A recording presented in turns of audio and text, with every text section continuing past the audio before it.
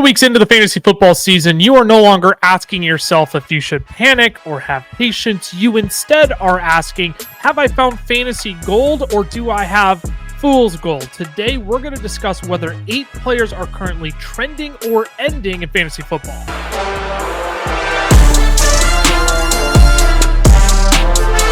Now, we will also discuss 4 players on the back end, whether you should be full-blown panicking on them or not. But instead, fellas, let's start with a positive trend here. Cam Skattebo, since Tyrone Tracy has begun missing time, he has had 90-plus total yards in each of his last 2 games. We asked you all over on Instagram whether this trend would continue for Cam Skattebo or if it would be ending. Cameron, what say you? Does this trend continue for Cam Skattebo?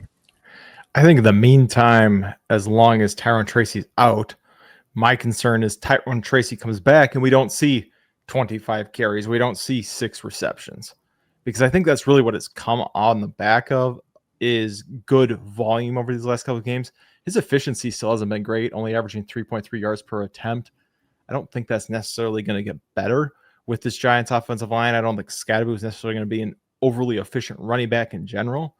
And what we saw from Jackson Dart was a lot of rushing in this last game. So I'm worried that the receiving work we saw against Kansas City with Russell Wilson doesn't stay. So I'm on the side of maybe for a week or 2, but when Tracy comes back, I'm worried that this is going to be ending. Part of me wonders, though, if we shouldn't be that concerned about Tyrone Tracy, because I don't think it's unfair to say that Cam Skattebo was holding his own against Tyrone Tracy. Not that that's all the stiff of a competition, really, but what say you? To me, I think this trend can continue. I don't know if it's 90-plus yards necessarily, but I do think once Tyrone Tracy comes back, it's going to be Cam Skattebo as the lead, and you're going to use Tyrone Tracy as more of the change of pace instead. I think it's important to remember what exactly we're predicting here with trending or ending. It's 90 total yards, right? Can he continue that when Tyrone Tracy comes back? It will get increasingly more difficult. There's no way that Tyrone Tracy doesn't get on the field enough to at least be a thorn in Cam Skattebo's side. But that being said, I'm expecting Cam Skattebo to still be the lead guy here. He's going to dominate the snap share between the two. And I believe that Cam Skattebo is at least going to get the high value touches enough. So maybe the yards doesn't continue, but at least the value in the early down goal line kind of back with Cam Skattebo is what will carry him forward then. Yeah, and I don't want us to feel like we're handcuffed automatically to discussing trending or ending based around the one stat that we discussed over with our followers on Instagram. But I do think we all are kind of coming to a similar conclusion here, right? Of, hey, as long as Tyrone Tracy is out, there's a really good chance Cam Skattebo is just the workhorse back. I mean, you saw it last week, 25 freaking attempts against the Los Angeles Chargers. Like you said, Cam, are not uber efficient by any means, but what it seems to be is that Cam Skattebo is starting to take over the reins of this backfield. And it's not going to be, here you go, Tyrone Tracy, take the backfield back again when you return. I think it will be Cam Skattebo is here to stay as the lead back for the Giants. It just seemed like they were playing with more excitement. You got the 2 young rookies out there in Jackson Dart and Cam Skattebo. That was entirely feel good for the New York Giants. And they beat the Los Angeles Chargers. That's not nothing. And they looked halfway decent in the process now that Andrew Thomas is back as well along this offensive line.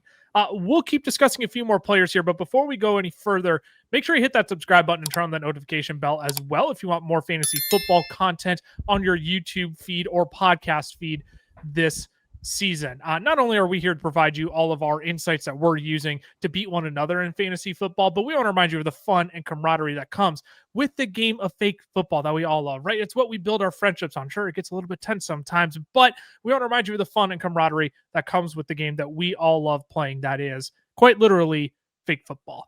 Let's talk about a negatively trending player, Brock Bowers. At any rate, he's averaging only 7.1 fantasy points per game since week 2, fellas. Now, the trending or ending question we're asking here is, does he continue trending downward? Does he continue averaging just over 7 fantasy points per game from here on out? Or does that end, and do we see a bounce back from Brock Bowers, Cameron? I think we see a bounce back from Brock Bowers. I understand if you drafted him, you are panicking. You are feeling hey, we're supposed to be seeing wide receiver 1 stats right now. And it essentially feels like you drafted Brian Thomas Jr. because you're not getting those stats from Brock Bowers because of where you took him. However, we're still talking about a guy who's seen almost 7 targets a game from the tight end position, which again isn't great. He ran almost all the routes last week for the Raiders. I do think at the end of the day, it's not going to be what we were hoping from 140 targets, 100 receptions, right? I think we might look at him as a quote unquote bust at the end of the season because our expectations were just too high going into it. Now, the positive side, I don't think we're going to see 7.1 fantasy points per game. I think the efficiency is going to pick back up. I think he's going to be a good fantasy tight end, a top 3 option rest of the year. I just don't think we're going to see hey, he was actually worth it for where you drafted him. And I think both can be true at the same time. I want to go back to your thing about the targets. 7 targets a game. Is that actually good though? Like, is that still okay when Bowers drew 153 in his rookie season? Like, to me, that's unacceptable. After a guy we saw dominate on offense, put up literally the most historic rookie tight end season ever. Like, to me, that's not acceptable. To only give him 5, 6 targets a game in a game against the Chicago Bears, which, look, Geno Smith didn't look great in that game. And it's not like they were blowing him out, so they relied on Ashton Genty. I mean, Ashton Genty was getting work done. Don't get me wrong. He absolutely had a feast of a day, Ty. But to me, this is concerning. And the people over on Instagram, like 256 of you, only 59% think this is going to end. A lot of people, 41%, actually think this trend could continue. I think what we need to do is just kind of reframe the expectation for Brock Bowers the rest of the year, because just taking a look at the last 2 weeks, Brock Bowers is still a top 5 tight end in usage right now, but he's averaging just 7.5 fantasy points. So there is some underperforming going on right now. But at the same time, we do need to admit that this Vegas offense with Chip Kelly is not making Brock Bowers the focal point of the offense. And I will also say there's not really I don't want to say that there isn't an identity on this offense right now, but that's kind of how it feels right now. It feels very much as kind of go out and just see what happens. Offensive line still having issues blocking. What we got last year with Brock Bowers was that he was the guy in the passing game. We don't have that right now. So like Cam was saying, like the round 2 bust discussion will happen inevitably because it won't be that this year. But can he still be a contributing fantasy piece in your lineups? Yes. It'll just stink for the rest of the year that the tight end 1 ceiling that we got last year probably isn't going to happen. I just think as long as you're seeing Ian frickin' Thomas play 56% of snaps in this game as well in week 4, like that's just going to hinder Brock Bowers in my mind. Granted, Brock Bowers did play 77% of snaps, but like you're getting like week 1, 63 snaps on a Michael Mayer. I understand that shifted very quickly back to Brock Bowers 77 and Michael Mayer 34 in week 2. But when you're playing Ian Thomas and Michael Mayer are combined like 35 to 50 percent of snaps every single game, like it's just going to hinder from Brock Bowers being the centerpiece of this offense. So yeah, I'm with you both. I'm not necessarily saying Brock Bowers is going to stink rest of season. I'm not going to tell you that Brock Bowers isn't going to be a top 5 tight end come season's end, but I think you both nailed it. We're going to be looking back at this and you're going to be thinking, man, really? I wasted a mid to early 2nd round pick on Brock Bowers this year. I'm like, as good as he is, I feel like we're just setting ourselves up for disappointment instantly as soon as we push him that high up the draft board. Yeah, I think the thing too is, for me, the reason I'm okay with is I'm expecting it to get better. So if his low right now, like you said, 7 targets isn't great. I'm not going, oh yes, 7 targets, but 46 yards, 38 yards, 38 yards. I mean, this is like, no, to me, unacceptable numbers from Brock Bowers. No, absolutely 100%. Unacceptable. And that's why I said I think we're going to consider him a bust at the end of the year. But if you're looking at from your tight end position, if this is as bad as it gets, it's pretty decent for the rest of the tight end landscape. So like Tess said, it's just the reframing of, you can't play this sunk cost fallacy of, you know what, I drafted him here, he has to perform here, it's a bust every week.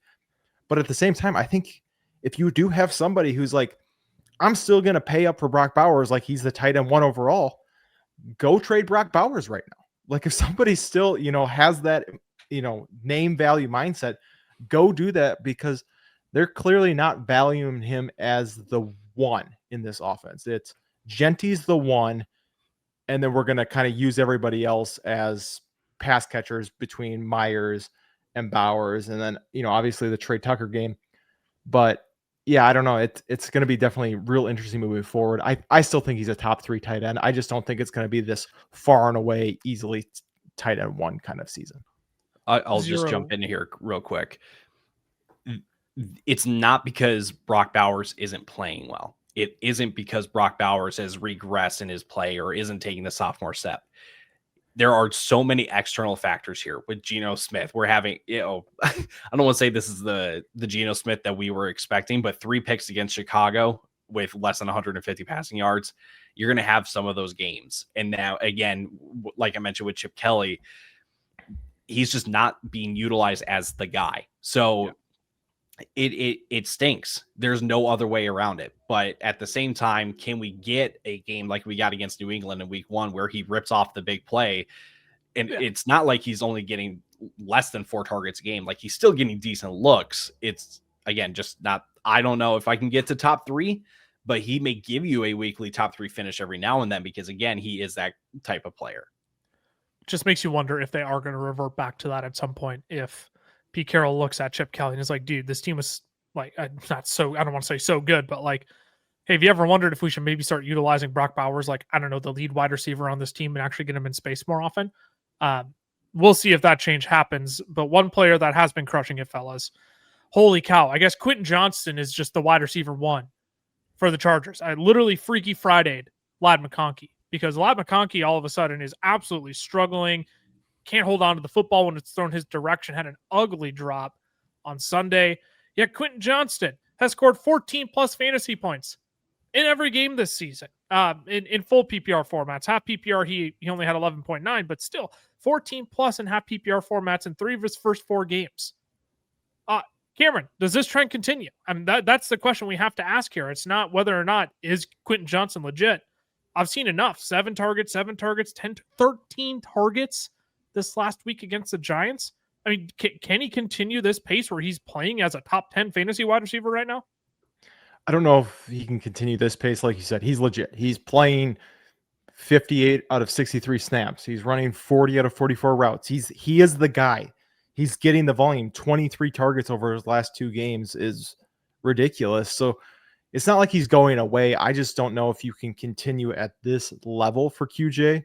I think Ladd McConkey, like you said, I think he's going to start getting more involved in this offense.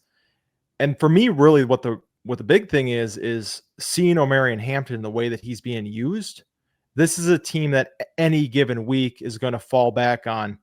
We can rely on the run here, and we're just going to let Hampton go to work and continue to move us forward, because I think they, at their core, that's what Jim Harbaugh and Greg Roman really want to do.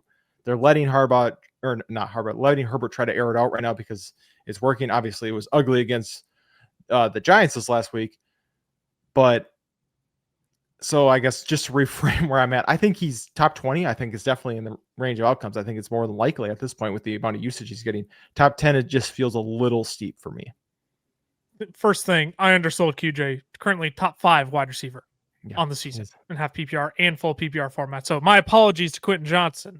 Top 10 was not kind enough to you. Thing number 2, we say Ladd McConkey is going to bounce back. Per the great JJ Zachariason, Ladd McConkey has been below a 20% target share in 3 or 4 games this year.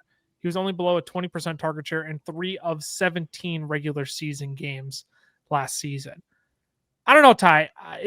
And I don't want to get too far ahead of myself because maybe I'll spoil it for the people. If you want to fast forward to the end, see the 4 players we're like full panicked on.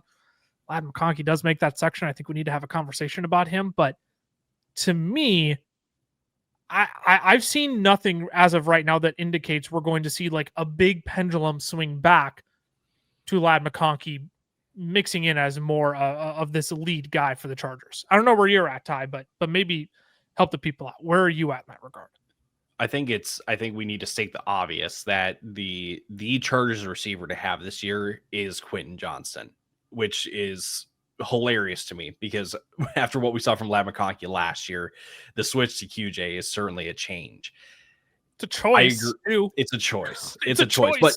But at the same time, he hasn't really let them down at all. Like that's the thing. There is no rush to like pivot to Ladd McConkey or Keenan Allen as kind of a focal point in the passing game here. I will say, I think for the next couple weeks, we could see a bit of a dip in the ceiling for QJ just because of the offensive line play and injuries that they have right now. Joe Alt has a high ankle sprain. And for QJ, who is the team lead besides Trey Harris, who like I'm not including Trey Harris in this because he doesn't get on the field at all. QJ is the downfield guy. So yeah. I'm not expecting a whole lot of big plays or downfield shots for QJ while this offensive line is kind of in just survival mode.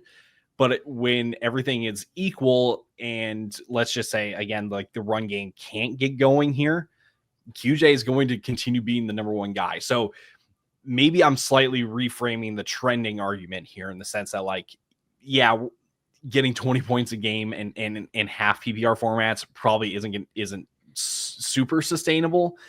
But at the same time, if you're thinking about it from the perspective of like, who is the Chargers receiver to have this year in fantasy football, it is Quentin Johnston. I'm not expecting that to change anytime soon. Chargers still lead the league in pass rate over expectation. Justin Herbert, 43 pass attempts on Sunday. Last question to maybe tie a bow on this portion of it.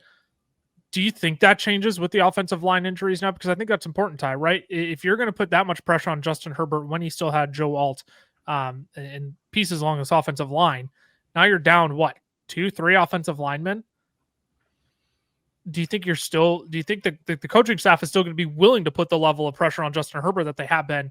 I shouldn't say pressure, but the amount of reliance on Justin Herbert that they've been able to already now without Joe Alt, former first round draft pick, top 10 draft pick in the 2024 NFL draft. Are they able to still rely on Justin Herbert to that extent? Or like, is this where we do potentially see the pendulum swing back to Ladd McConkey? Because you're right, Ty, he's not going to have the same amount of time to air it out downfield to Quentin Johnston.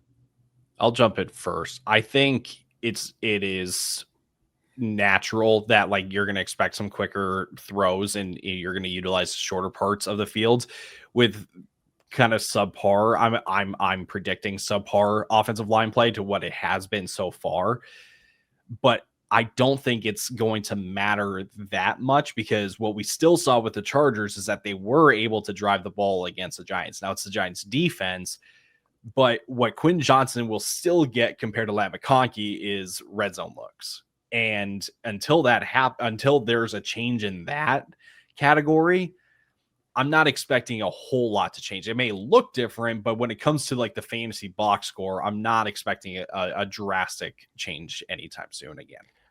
I think I know that it might just be because they play for the same team, but he is starting to remind me of 2021 Mike Williams. And I do want to prepare the people. Will Mike Williams finish as the top? Quentin Johnston. Yeah, okay. I'm like, Ladd McConkey. What? No, not Ladd McConkey.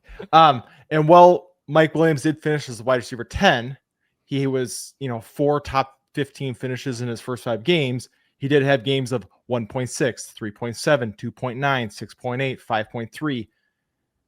For a guy like QJ, like Ty's saying, especially when you lose an offensive lineman and you're relying on these big plays on the field, you're relying on these touchdowns, you have a lower floor that you just have to be aware of. That's just going to be in the cards for a player like QJ. We see it with a lot of these guys. T. Higgins, similar type player that you'll see it with, right? The big spike weeks, but then also the pretty low floor. So I do want to prepare people with that, but I do think over the course of the year, we're probably going to be talking about QJ as a top 25 to top 18 wide receiver.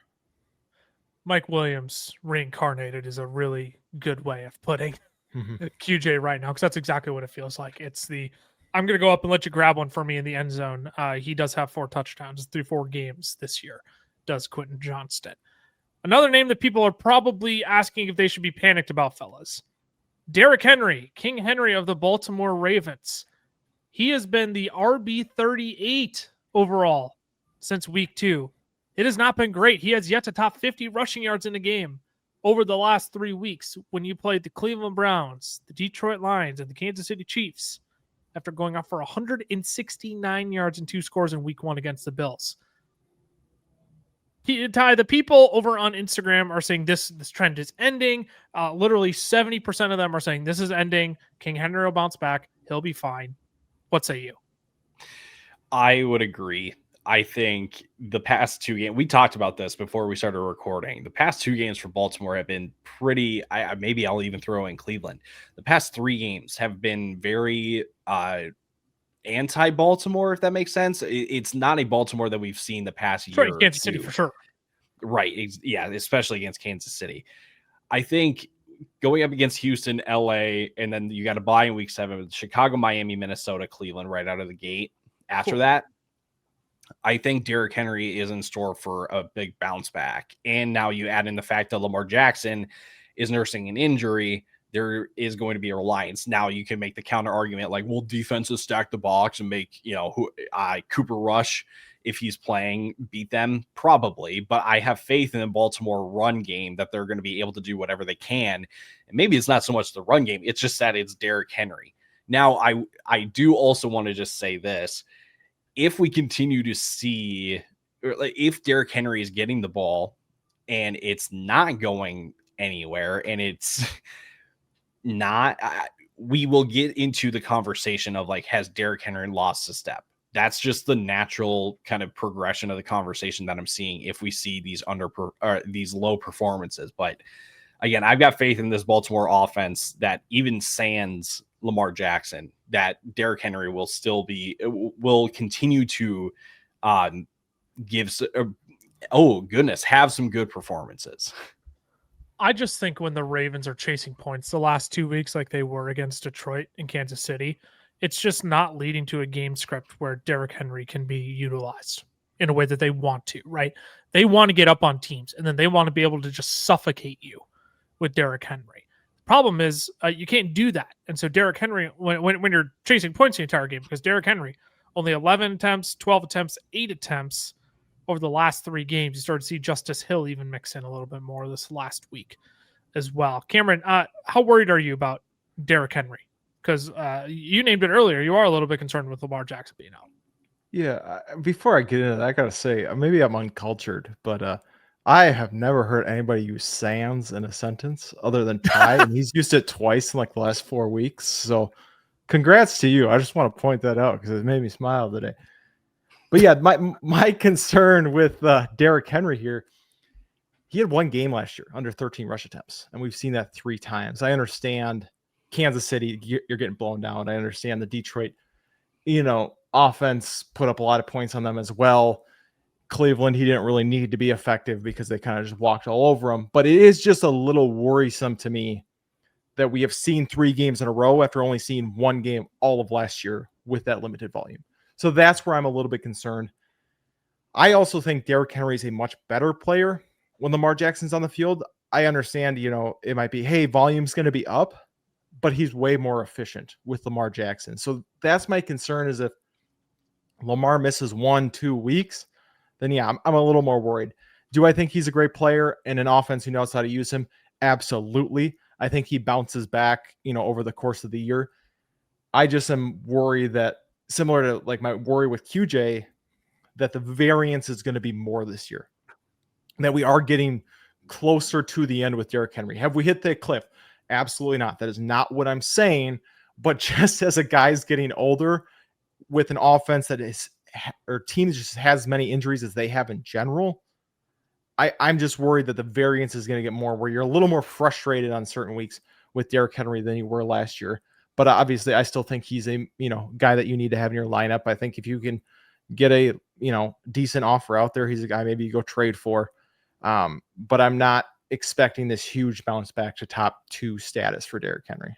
Yeah, the Texans aren't the greatest matchup for running backs. They're like middle of the pack against running backs this year. So I do wonder if it'll just be like a middle of the road game for Derrick Henry. I think you're probably going to get more than 10 points this week, but you're not going to get that 28 explosion in week 1. But Ty, really, I'm like focusing on that those 3 games right out of the bye, where you get the Bears, Dolphins, and Vikings, who have shown they can get feasted on by the run. We literally just saw the Vikings get torn up by Kenneth Gainwell over in Ireland this week. Imagine once Jim Harbaugh gets his hands on a game plan for Derrick Henry to absolutely feast on the Minnesota Vikings run defense thus far. So if anything, I think your ride with Derrick Henry is going to be bumpy here until you hit the bye week. But I think once you hit the bye week and you come back right away with the Chicago Bears out of the bye, like, to me, maybe you two will talk about this in a later trade episode. I don't know. We'll see how things turn for Derrick Henry. But honestly, I wouldn't mind buying Derrick Henry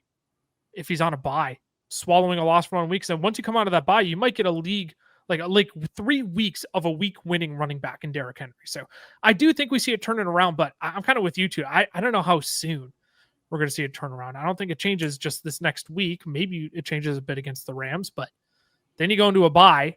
So you're looking at 3 weeks for sure before things, are probably going to get better against the Chicago Bears team that got absolutely torn up by a Las Vegas Raiders offensive line that hasn't been able to block for Ashton Genty literally the entire season. Today's show is brought to you by our friends over at Underdog, where you can get into the game this season playing Pick'em. It's extremely simple. Just pick higher or lower on 2 or more of your favorite players. For example, I'll pick the higher on Justin Jefferson, Jamar Chase, and Xavier Worthy. If I played $10 and got all 3 of them right, I would win $60 just by watching football. And that's the beauty of Pick'em. You can track your picks and your wins while you enjoy the game. Now, if you're not on Underdog yet, scan the QR code on your screen or use our code FELLAS when you sign up, because new customers will get $50 in bonus funds when you play your first $5 on the app. Plus, Underdog will give you a free pick to use in your first entry. Again, that's code FELLAS over on Underdog. Now let's get you back to the rest of the show. Well, let's keep it on moving here, fellas. Let's switch to the quarterback position now. How about Drake Maye? He's at 20 plus fantasy points in 3 straight weeks now. He's been a top 7 quarterback in each of those 3 games. Cameron, does this trend continue? The people on Instagram are very much in favor of the year 2 Drake Maye breakout. 77% of them think this trend will continue. I like Drake Maye a lot. I am just a little concerned with the fact that he's got to play Vegas, Miami, Pittsburgh, Carolina over the last 4 weeks. And it's just a Pretty really soft. nice, it is a very nice schedule to get to play. Helps you get 2 passing touchdowns in each of those games, except for the Vegas game. However, I will acknowledge the rushing upside's been there again, right? We're seeing that come back. 10 attempts, 7 attempts against Miami and Pittsburgh. Wasn't needed a ton in Carolina and still put up 23 points.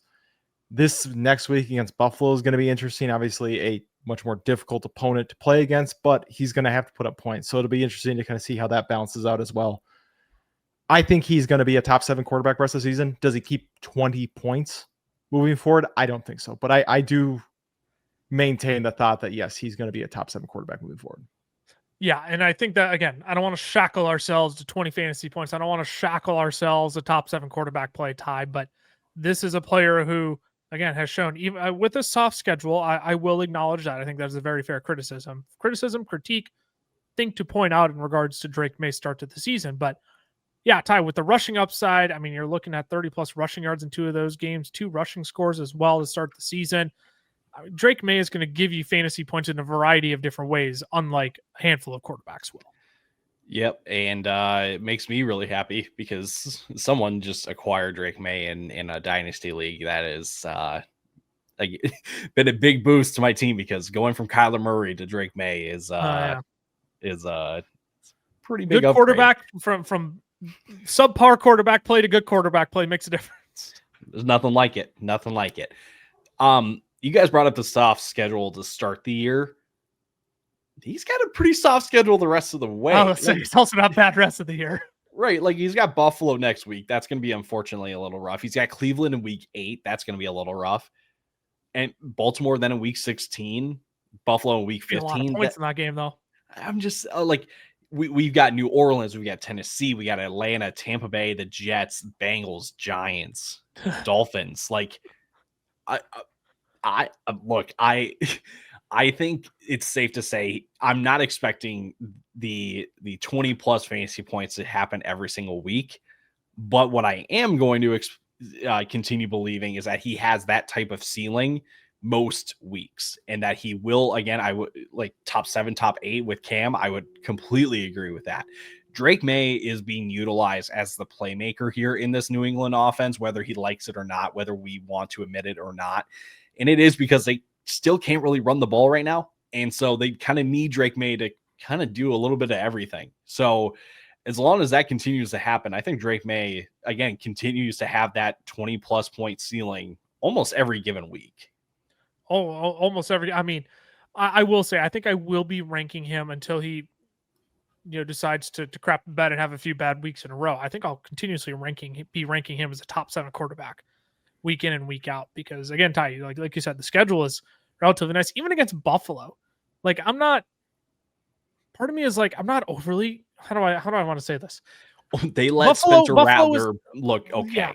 Yeah, right. I was going to say, I don't want to act like this defense is ferocious. It's not like he's going to get bamboozled and absolutely feasted on by Brian Flores or anything.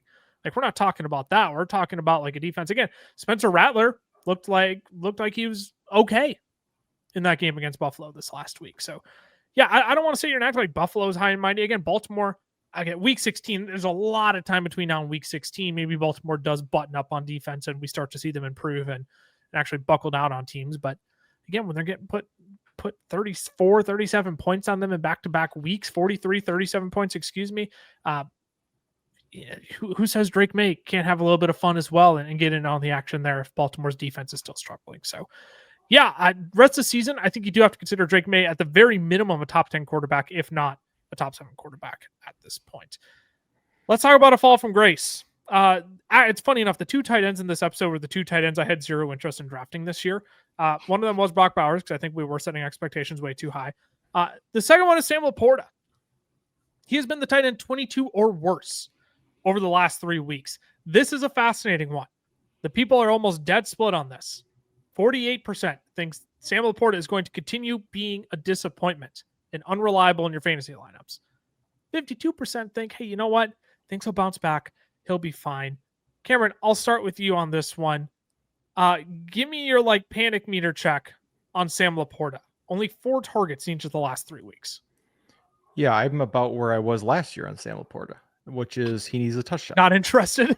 He needs a touchdown. And to be fair to Sam Laporta, he has 17 career touchdowns in 2 games. Or in 2 years. So in 2 games. in 2 games. In 2 that seasons. Man, insane. Have you seen insane 9 touchdowns in a single game? 9,000 touchdown rate.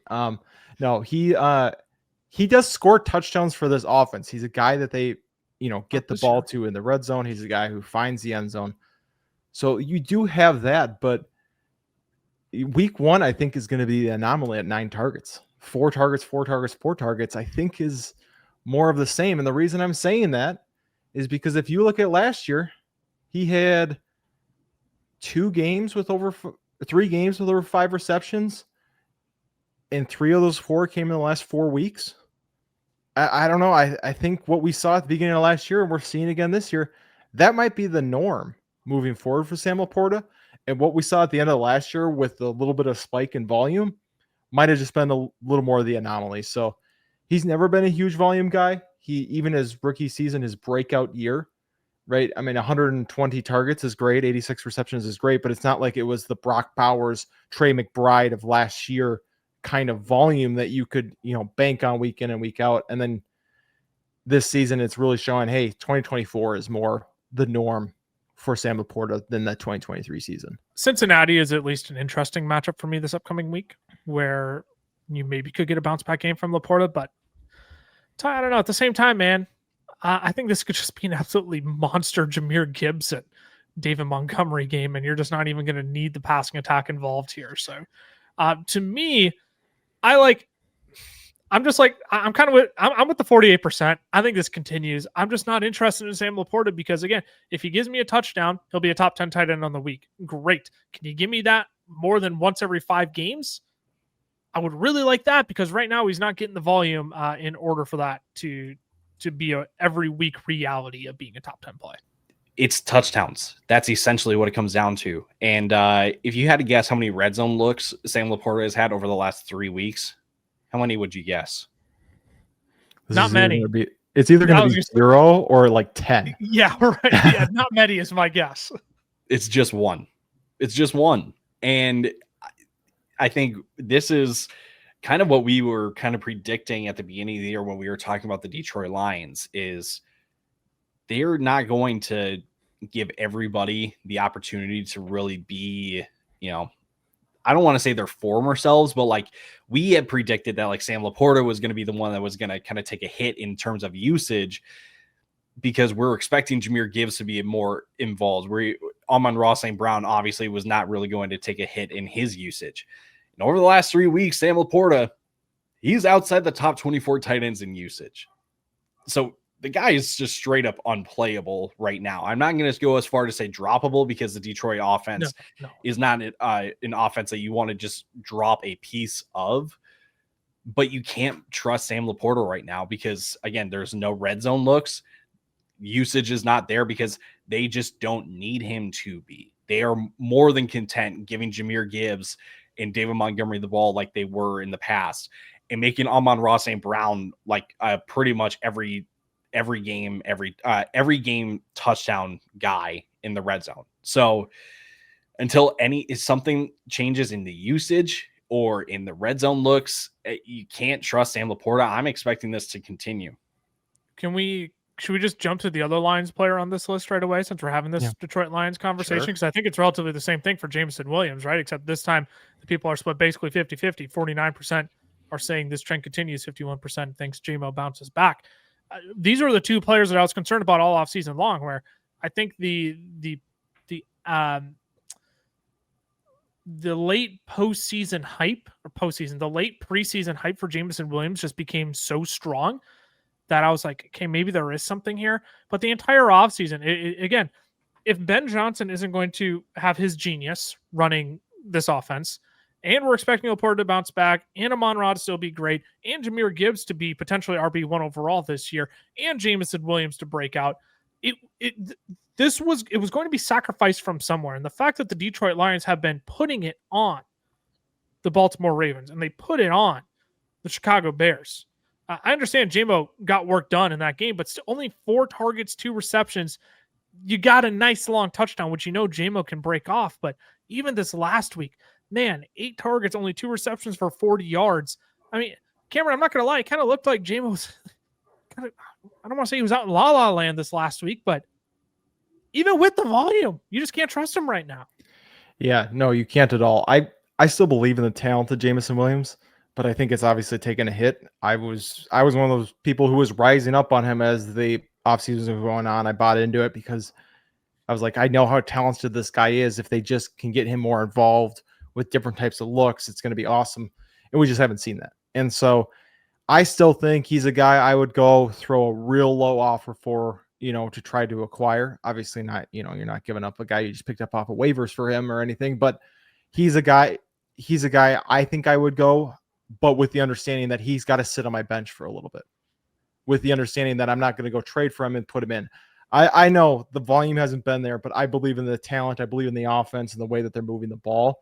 I mean, Goff's still top 10 in yards, he's second in touchdowns right now. So I think it's going to come. And if I'm betting on the 2 guys between Laporta and Jameson Williams, which guy I think ends up getting more volume as the year goes on, Jameson's the one I'm going to bet on. And I know maybe both of you are like, I just don't want to bet on either because I don't think it's worth it. I understand that. But like Ty said, I think this offense has shown they're still high-powered enough that outside of Amon-Ra and Gibbs, I think there's going to be a third. And for me, it's still Jameson Williams despite the slow start. I'm going to throw out a controversial comment, and people can yell at me in the comments if they want. I feel like Jameson Williams is just Gucci Gabe Davis. That's just so unnecessary. That was just not Am I wrong, though? At all. Am I wrong? Yes, he is just Kenny Stills reincarnated. He is Will Fuller reincarnated. That's who Jameson Williams is in this offense. Like, Jameson Williams is second in ADOT of all wide receivers with at least 10 targets. He is purely a downfield guy, and that makes him just a boomer bust guy. We saw it against Chicago. If he can reel in the big one, it's a great week. But if something doesn't happen, if we can't reel in one of those plays, the floor is pretty much going to cost you, your matchup. So I'm okay. I can understand the idea of throwing out a really low offer right now on Jameson Williams. It's got to be 30 cents on the dollar for me. Otherwise, I'm not interested.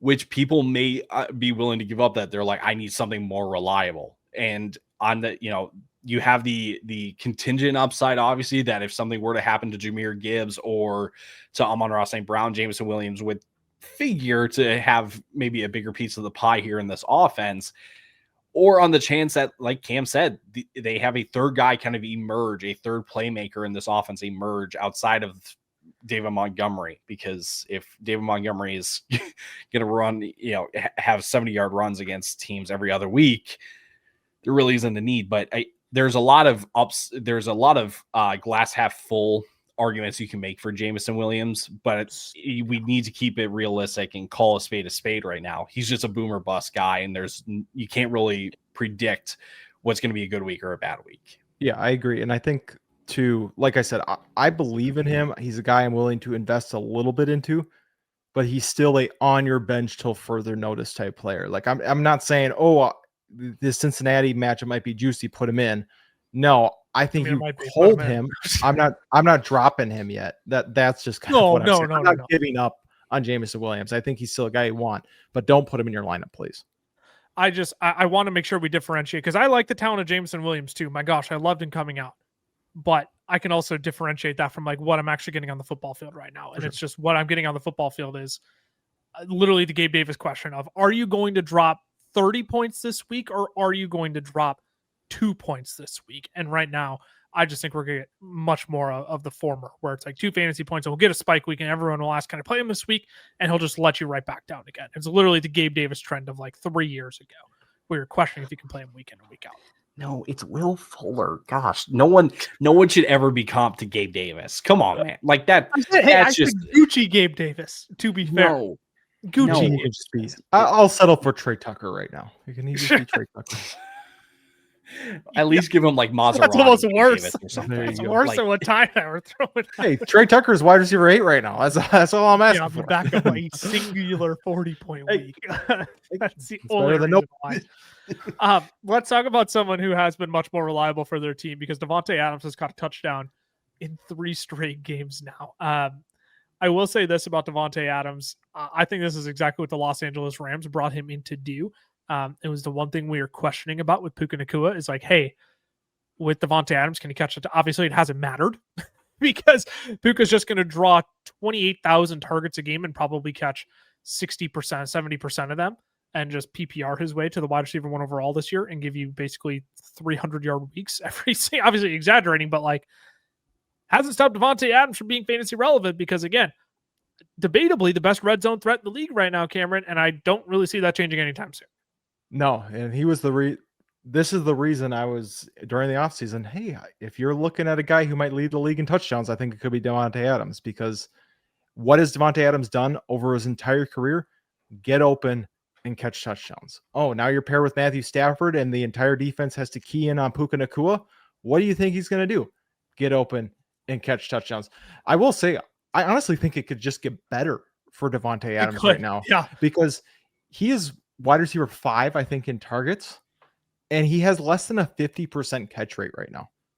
If him and Stafford start connecting more, it's just going to go up from there. And you can't say, oh, well, what if Puka? I mean, Puka is leading the league by 7 targets. Puka's getting all the targets he can possibly get, and Davante is still wide receiver 5 in targets. So they're going to use both of them. And I think as him and Stafford continue to just get on the same page, this connection is just going to get better and better, because not only is he getting the targets, but Davante Adams still looks like Davante Adams when he's on the field.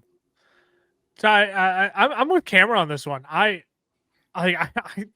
weirdly do think it probably could get better for Davante. Now, do I think he'll catch a touchdown every game this season? I highly doubt it, but even in the games where he doesn't catch a touchdown, I mean, look, I'm not putting it out of the realm of possibility. I'm not. I'm just saying, if I'm going to bet every single week that Davante Adams catches a touchdown, I'm going to guess he misses a handful of weeks in there. Yeah. But with the pace he's on, like you said, Cameron, it could get better in terms of hey, can we get the actually ball into his hands at a higher rate than what it's currently happening right now? If even 2 or 3 Puka Nacua targets per game just trickle to Davante Adams instead for a handful of games. I mean, again, we're looking at a guy where it's not hard to draw a path to top 15 relevance this year. Sure. Stop. I hate it when you start like this. Oh, sure. I'm going to be the Debbie Downer of the bunch. We need someone to play that role, but it always makes me groan inside. I'm just like, and yeah, it's the same tone every time too. it So it is. doesn't matter what I say. You hear the tone and you go, oh gosh, here This comes guy. the party pooper. I'm not sure that it can get a whole lot better just because Puka Nacua seemingly is in this Cooper Cup role. And I'm No. Sorry. I just looked at it. Davante Adams and Puka Nacua are both top 5 in target share this year. which like it makes sense that Kyron. We've talked about Kyron plenty as a trade target in recent weeks. They are content just relying on Puka Nacua and Davante Adams to really kind of generate their offense right now. I don't know how much room there is to get better in terms of the volume right now because Puka Nacua in this Cooper Cup role, they don't have there is no need to move off of Puka at any given point. Now, if Puka does get injured or something, then Davante Adams instantly becomes like the number one receiver in fantasy football because again, he's going to be, his might talent draw 50% target share. Legitimately. So I will give him the contingent kind of room for improvement, but as things stand right now, like Davante Adams, I'm not saying it's going to drop off for any sense. Like this offense is very much going to go through Puka Nacua and then Davante Adams when teams are going to shadow so much over to Puka Nacua to try to like take it away from Sean McVay. So it's exactly what they were wanting, or this is exactly what they had hoped for when they signed Davante Adams in the beginning of the offseason. And Davante Adams is really good at the football. I don't know how people forgot about that. Now, if you want to make sure your voice is actually heard within these polls each and every week, we're going to be doing a handful more of these throughout the season. Make sure you're following us over on Instagram, DFFfellas over there. We'll put a link down in the description of the pinned comment as well. Because again, we want your opinion on these matters. We want to know where the people are landing so we can have a conversation based around public perception. You all help form these conversations for us. We don't want to just feel like we're talking out of our butts and pretending we all know what you all are thinking. The matter of fact is we don't, but it helps us get a better gauge for these videos where the public lands as well, so we can have a conversation based on that as well.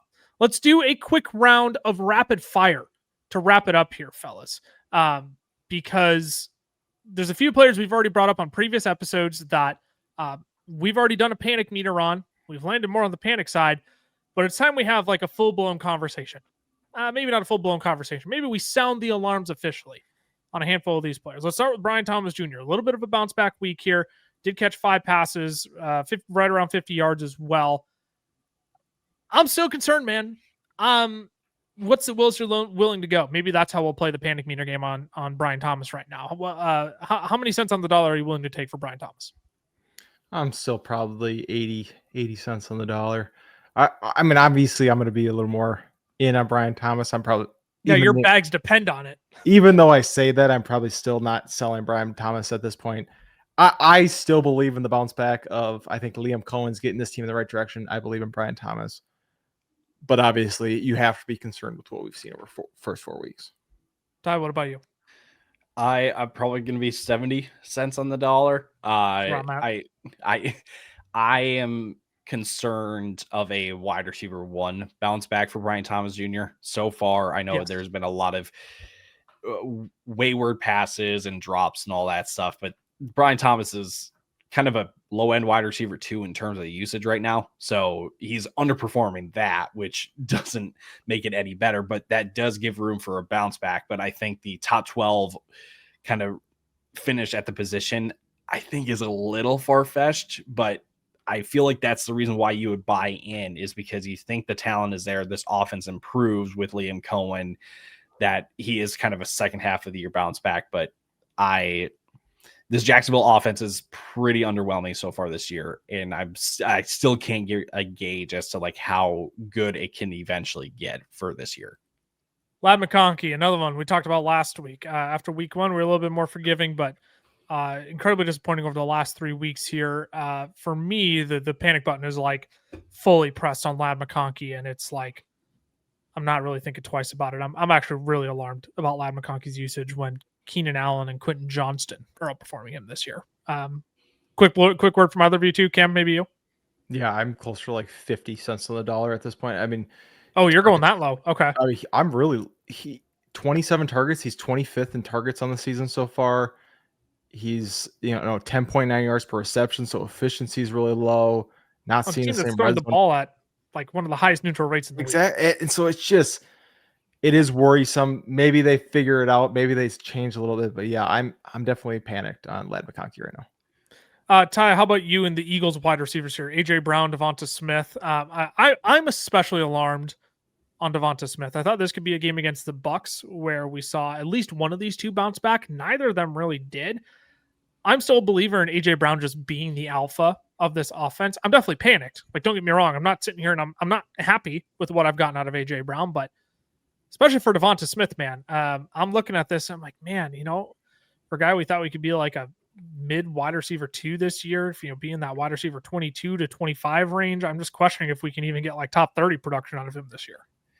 Yeah, I think if there's one receiver that you can't rely on right now between the two, it is Devonta Smith. But at the same time, AJ Brown, I'm not going to pretend it's any better. Right. You need after the catch and you need downfield shots, and we're not getting either of those right now. And they are supremely talented receivers. But at the same time, we do need to just kind of look at things right now for Philly and just go, they don't need to throw the ball. They are winning games in other ways than throwing the ball. And they did against the Rams, and that's where we saw the bounce back. But how many times are we actually going to be in those kind of situations? So it's unfortunate, again, for supremely talented receivers like this, but the expectations need to be shifted and lowered a bit to compare to where we took them in drafts. The Devonta Smith truther is like bursting right now to get a word. I know he is. He was like, no, waiting to jump in. They play Denver next week. It's not going to get better. It's not going to get better next week. That's what I'm saying. That's what, like, if you're going to go and try and buy low one of these guys, I would wait till after next week. I would too. I would let it be another really bad week, and then you go, hey, it's been 5 weeks really bad. Maybe I can get one in here. But yeah, I don't think it gets a lot better next week. I hate saying that because I really like both of these guys. Any squeaky wheel gets the grease for AJ Brown. A little bit of Mark 6 scripture on his Instagram or on his Twitter account here. If you're not welcome, not listen to, quietly withdraw. Do not make a scene. Shrug your shoulders and be on your way. Hey, yeah, I'm just saying. Any squeaky wheel there? Scripture guy? Sure, but he gets past the pain, so I don't think it matters. Yeah. No, I think that's what the squeaky wheel gets. Is he gets the another squeaky wheel gets extra locks from Pat Surtain this next week. Travion Henderson, final player we'll touch on here. It's tough looking at all these other rookie running backs having success. It's tough seeing Ramondre Stevenson still play enough of a role to just be like, what are we doing, Mike Vrabel? What are we doing, Josh McDaniels? I'm not there yet, though. If anything, I'm looking to still go buy Travion Henderson. If the price is going to keep getting lower and I haven't been able to make a trade for him yet, I'm going to keep throwing out that stinking trade I've been willing to toss out there because it's Jahmyr Gibbs, man. We waited 6-7 weeks for Jahmyr Gibbs and we finally got it. I mean, to me, that's what we're going to get here with Travion Henderson. And I don't mean to be lazy because I think they compared so similarly as prospects. I literally just think that's the trajectory we're on here. It's just tough to see Cam Skattebo have big game and being utilized this early in the season. It's tough to see that from Ashton Genty. It's tough to see Ja'Cory Krosky-Merritt.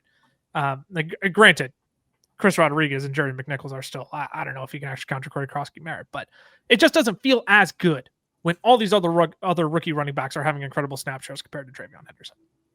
Yeah, I don't think it's going to quite be Gibbs. I'm not quite there yet. Well, no, I'm not saying like he will be. I'm just saying the trajectory feels identical at this point. My worry is their bye week is until week 14. I would have loved like a week 6-7 bye week. However, I do agree. I think that he's going to just continue to get closer to overtaking Ramondre by the end of the year. Maybe not even overtaking it, but getting enough of those passing down snaps, getting up of those, high efficiency plays that he's going to be able to put in your starting lineup. I'm still not at the point where I'm putting him in a lineup yet, though. Travion Henderson will forever be a buy low until we start to see the snaps between Ramondre and Travion start to even out. 60% touch rate for Travion when he played in week 4 on 15 snaps, and and Ramondre 35% touch rate on 28 snaps. So when Travion is on the field, they will get him the ball. So if we get an increase in snaps, you would naturally think that Travion will continue to see the ball then when he gets on the field. So we stay tuned, because we will be loud when Travion starts to get an increase in snap share, because that's going to be a really, really fun time to try to get one last trade offer in on Travion then. And I will do my best to not have it be the first week that he goes absolutely bonkers. Yeah, he did score a touchdown this last week. So not all hope is lost for Travion Henderson, but I will do my best to not be absolutely relentless the first week that he goes off. It's like, you just had to have so much patience. Set up literally the whole year. It's going to be slow. It might not be till the second half of the season, but I do think better days are ahead for Travion Henderson. Go out and get those buy low offers in, because it could be next week for all we know with Travion Henderson. We'll put a bow on everything there. Again, if you want to partake in this exercise that we do, that we'll be doing for the next 3 weeks, we'll do it with trending or ending as we see more trends develop across the league for a multitude of different players. Make sure you're following us over on Instagram. The FF Fellas over there. You can follow our TikTok account as well, Fantasy Football Fellas, Facebook Fantasy Football Fellas, and Twitter FF Fellas. If you're a YouTube truther through and through, though, I completely get it. Fantasy Football Fellas shorts over there. Exclusive content. It's none of our podcast content reformatted. It is literally exclusive content that you will not get by listening to this show. So we appreciate your support by following us on all of our other socials as well. You can follow our personal accounts. I'm at Lucas Wenzel on X, Camlaw FFF for Cameron, Tyler _Plath for Ty. YouTube will be back tomorrow with some buy low, sell high, some trade targets. Fun little new structure that we're going to try adding into the episode tomorrow. So you'll have to give us your feedback on that. And then, of course, later in the week, we'll be back with 18 different players who will change your week 5 outcome. We'll see you all then. Make sure you subscribe, hit that notification bell as well so you know when our news content is up. Thanks, y'all. Deuces.